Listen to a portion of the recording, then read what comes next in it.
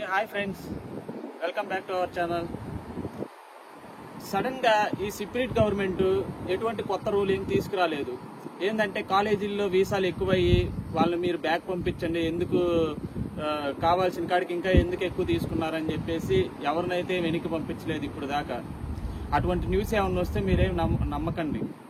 ఎందుకంటే మీకు ఒకసారి వీసా ఇచ్చిన తర్వాత వాడు మిమ్మల్ని ఎందుకు ఇచ్చినప్పుడు ఎందుకు వెనక్కి పంపిస్తాడు?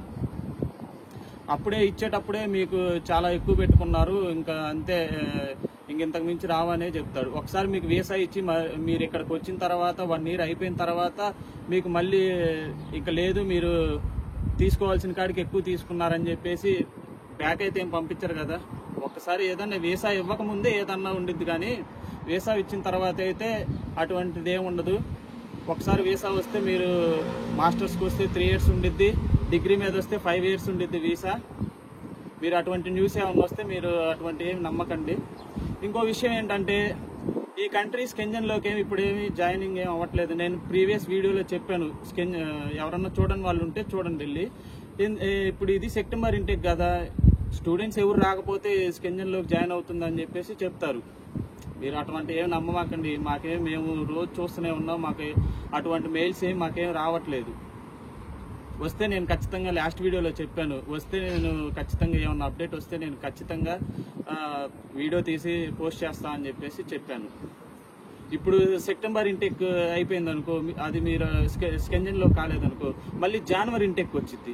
జనవరి ఇంటెక్ వచ్చినప్పుడు సెప్టెంబర్ ఇంటెక్లో స్కెంజన్లోకి అవ్వాల్సింది అవ్వలేదు. ఇప్పుడు ఈ జనవరి ఇంటెక్కి ఖచ్చితంగా అయింది. మళ్ళీ తొందరగా చేసుకోండి, కొత్త రూల్స్ వస్తే మళ్ళీ ఇంకేం చేయలేము, ఇంకా వీసాలు కూడా రావు అని చెప్పేసి మిమ్మల్ని భయపడతారు.